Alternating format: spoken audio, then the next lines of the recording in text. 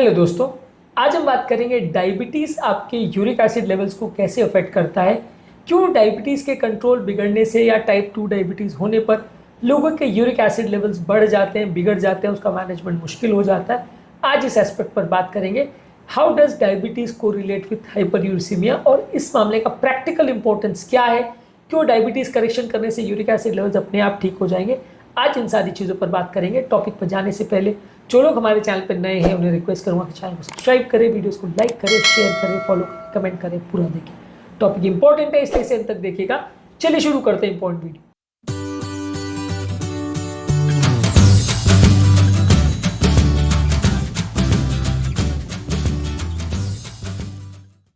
सबसे पहला, बॉडी का जो इंसुलिन रेजिस्टेंस होता है उसकी वजह से किडनी में ज़्यादा इंसुलिन होने की वजह से किडनी में यूरिक एसिड का रीअब्जॉर्प्शन बढ़ जाता है।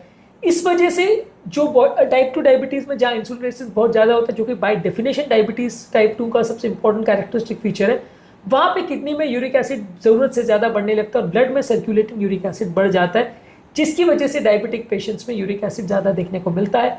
इसके अलावा इंसुलिन रेजिस्टेंस होने की वजह से बॉडी में फ्रक्टोज ज़्यादा होता है। ये फ्रक्टोज का जब मेटाबॉलिज्म होता है, ज़्यादातर ये फ्रूट शुगर से जो आने वाला फ्रक्टोज है, इसकी वजह से भी यूरिक एसिड ज़्यादा बनता है। तो जितना ज़्यादा आप फ्रूट शुगर्स लोगे उतना डायबिटीज़ भी बिगड़ेगा और यूरिक एसिड लेवल्स भी बिगड़ेगा।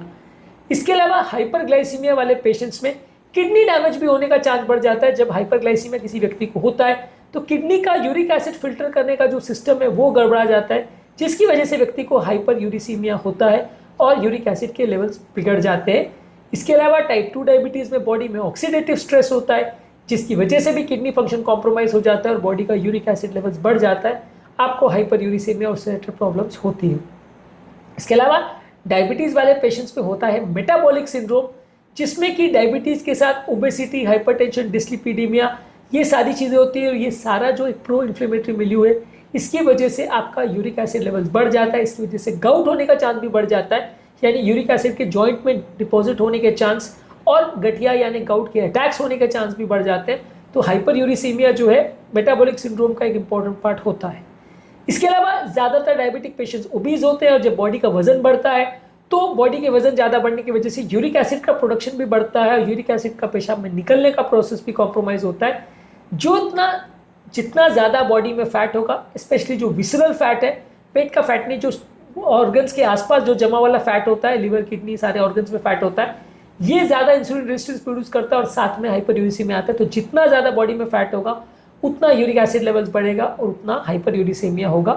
इसके अलावा गाउट होने का चांस भी ज़्यादा बढ़ जाता है, आर्थराइटिस होने का चांस, बॉडी के इन्फ्लेमेशन होने का चांस और ये यूरिक एसिड के क्रिस्टल जॉइंट में डिपॉजिट होने का चांस भी बढ़ जाता है जब आपको पुअरली कंट्रोल डायबिटीज़ होता है। बॉडी का ओवरऑल एक इन्फ्लेमेटरी रिस्पॉन्स कंटिन्यूस बिगड़ता है। जब व्यक्ति को डायबिटीज़ होता है तो एक लो ग्रेड इन्फ्लेमेशन कंटिन्यूसली चलता रहता है, जिसकी वजह से गाउट के अटैक्स ज़्यादा बढ़ते हैं और ज़्यादा सीवियर और ज़्यादा फ्रीक्वेंट अटैक्स होते हैं। डायबिटीज़ में दी जाने वाली कुछ दवाइयाँ यूरिक एसिड लेवल्स को अफेक्ट कर सकती हैं, जैसे कि कुछ बीटा ब्लॉकर्स और कुछ थायोजाइड डायरेटिक जो कि ब्लड प्रेशर कम करने के लिए दी जाते हैं, इससे यूरिक एसिड लेवल बढ़ता है। और कुछ दवाइयाँ जैसे कि लोसार्टन जो कि ब्लड प्रेशर को कम करने के लिए दिया जाता है, वो यूरिक एसिड लेवल्स को कम करता है। और फिनोफिब्रेट जो कि ट्राइग्लिसराइड को कम करने के लिए दिया जाता है, ये भी यूरिक एसिड को कम करता है। तो ये डायबिटीज़ में काफ़ी कॉमनली प्रयोग की जाने वाली दवा आपके यूरिक एसिड लेवल्स को अफेक्ट कर सकती है। तो मॉरल ऑफ द स्टोरी है कि हाइपरयूरिसीमिया डायबिटीज़ वाले पेशेंट्स का एक इंपॉर्टेंट पार्ट है। डायबिटीज़ वाले पेशेंट्स में जहाँ इंसुलिन रेजिस्टेंस होता है वहाँ भले यूरिक एसिड बेसलाइन बहुत ज़्यादा ना भी रहता हो पेशेंट का, तो भी बढ़ जाता है और बॉडी का यूरिक एसिड को निकालने का सिस्टम या बॉडी का यूरिक एसिड को मैनेज करने का सिस्टम, यूरिक एसिड बनाने का सिस्टम, सब कुछ गड़बड़ा जाता है। गाउट के अटैक्स बढ़ जाते हैं, बॉडी का इन्फ्लेमेशन बढ़ जाता है, आर्थराइटिस का चांस बढ़ जाता है। तो मेटाबॉलिक सिंड्रोम और हाइपरयूरिसीमिया या गाउट में बहुत सिग्निफिकेंट रिलेशन है। गाउट के पेशेंट खासकर अगर डायबिटिक है और अगर ओबीज है, मोटे हैं, तो उनको वजन कम करने के लिए बोलना चाहिए, इंसुलिन रेजिस्टेंस को कम करने बोलना चाहिए, फास्टिंग करने बोलना चाहिए।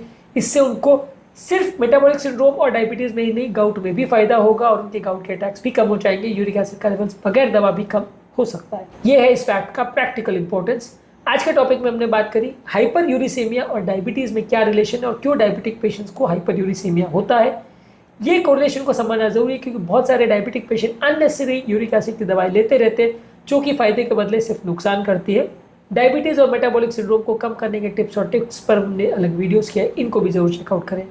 उम्मीद करूँगा कि आज के टॉपिक में कुछ नई बातें जानने को मिली होगी। जो लोग हमारे चैनल पर नए हैं उन्हें रिक्वेस्ट करूँगा कि चैनल को सब्सक्राइब करें, वीडियोस को लाइक करें, शेयर करें, फॉलो करें, कमेंट करें, पूरा लिखें।